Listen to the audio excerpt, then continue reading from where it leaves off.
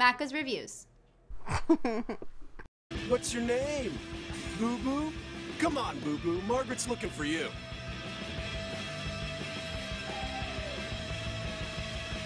What the fucking fuck?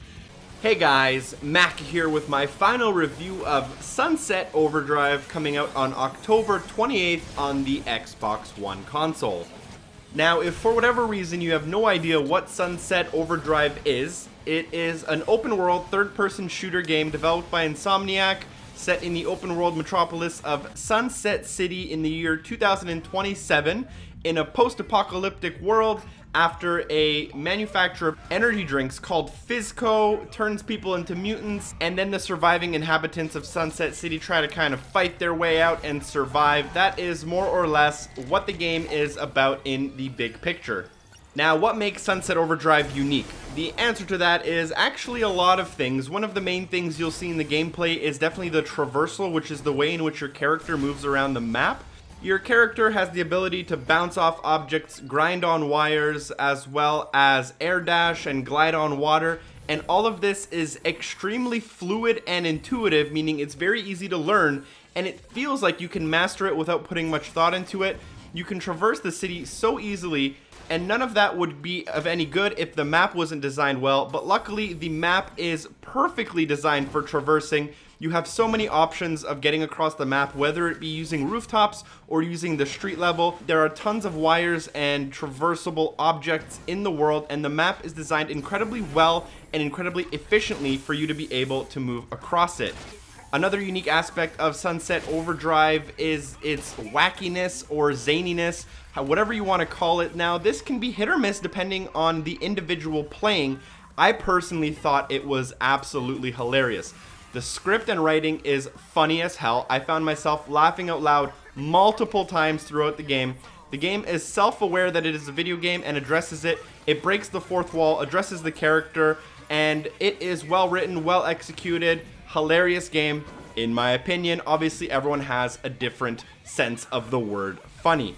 Also, the weapons, which is what Insomniac is usually known for, are incredibly unique. There's about 25 of them in the game. They add a great level of uniqueness and help with the game's feel of doing different things all the time. Additionally, there are also like respawn animations, which are clever, and that is one of the best aspects of the game. Additionally, as you can see on screen, the graphics are extremely colorful and extremely sharp, which is great and refreshing. I really like that. Additionally, I had absolutely no frame rate issues to report, even when I was playing with 8 people online and we were all using a huge assortment of different weapons with different enemies on screen. I had no frame rate drops. Within the game, you also have the ability of customizing your own character from 4 body types and a bunch of different items. Although there were very many unique items in the game that were awesome, I would have enjoyed the option to have some kind of a color wheel in which you could select any color for any item. Unfortunately, every item basically comes with 4 presets which you have to choose from. The customization is great, there are endless options, but I would have liked a little bit more. Especially with some of the faces, you only get an option of 18 faces, and although the faces are quite unique, I would have liked to be able to tweak some stuff like the nose or eyes as an example. Now, the story in Sunset Overdrive is really nothing revolutionary. You're basically a dude or a chick, depending on who you want to play, and you're trying to either save the world and or escape. It's not really clear what you're doing. The story is probably the weak part of the game. It's not very well told, and there's some confusing parts, but that's not really the goal of this game. Additionally, when you're nearing the end of the game, there does seem to be an increase in the amount of fetch missions, which is basically just people telling you to get things for them for no particular reason. As I said, the script is hilarious, but the actual story, it's a little bit lackluster. Now, in terms of the time to complete the story, it theoretically can be done in probably like 6 hours if you really, really rush it and you skip everything and you whatever you want to do. You can actually skip the cinematics, which is hit or miss. I'm not a fan of not being able to skip them. But with that being said, I personally took about 25 hours to complete the game with its story, as well as its various side quests and challenges, which do add a lot of variety. Now, after you take about 25 hours to complete 100% of the story and challenges, you are basically in the end game phase of the game, in which you have a variety of things to do, which are basically attain the 800 plus collectibles in the game, which can be used in order to craft better amps for your guns or your character. You can compete on leaderboard positions, or you can replay missions. The end game, there's not a hell of a lot to do, to be honest, but getting there is quite fun. Moving on from that, you have the option to play multiplayer, which is great fun. You can play in public or private games with up to 8 players. And the multiplayer mode, called Chaos Squad, will have you and a group of people going through some missions which lead up to a big night defense mission in which you have to protect your VATs while they are crafting amps for you guys. And the multiplayer is a lot of fun. I didn't get a chance to play too much, but from what I played, there is a lot of fun there to be had, although I don't think there is a great sense of long-term accomplishment in the multiplayer.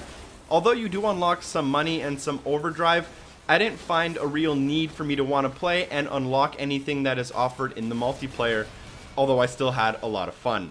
Now, one of my main problems with the game was definitely the audio. The audio mixing itself did have a lot of issues. I noticed that there was music playing on top of people talking, or I would have 2 different dialogues playing at the same time. So the audio mixing, there were some issues, and the music itself is not very special or memorable, although there is dynamic music, which means that the music is quite quiet when you're not really doing anything, and picks up while you're doing crazy things and building up your style meter. Most of the music itself is very punk rock feeling, and not that it's not good, I just didn't find it very memorable, not very special, and it was just kind of bland staying in the back of the game there. Now, the million-dollar question, is Sunset Overdrive fun? And the answer for me is absolutely yes. I had a great time playing this game, and I spent more than one night playing this game way too late into the wee hours of the morning, which is not something I typically do. With that being said, the way I played, I felt absolutely no repetitiveness during my gameplay. But you can play how you want, and if you decide to grind rails back and forth in the exact same spot, you can theoretically beat most of the missions in the game, although I wouldn't recommend you play like that. If you do play like that, chances are you won't really enjoy yourself, and there are enemies that try to make you traverse the world in different ways, although for the most part, most of the missions can be beat pretty straightforward, repeating the same strategies over and over. Luckily, the game isn't very difficult, and there's not much of a penalty for actually dying in the game, which is another reason for it to encourage you to try new tactics and new things you wouldn't normally do, or even weapons that are fun but not necessarily the most powerful in the game. There are no difficulty options, everyone will be playing on pretty much the same difficulty.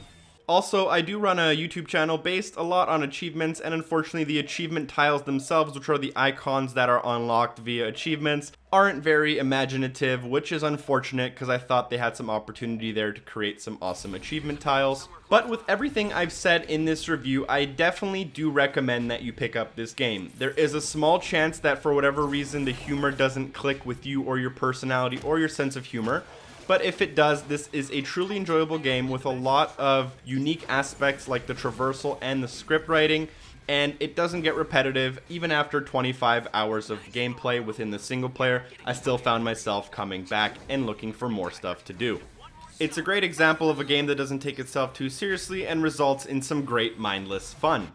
Thank you for taking the time to watch my review, which took significantly longer than I anticipated. You can subscribe to my channel for more content in the future. I'm currently in the process of reviewing Halo the Master Chief Collection, and I do make a variety of gaming videos for you to enjoy in the future.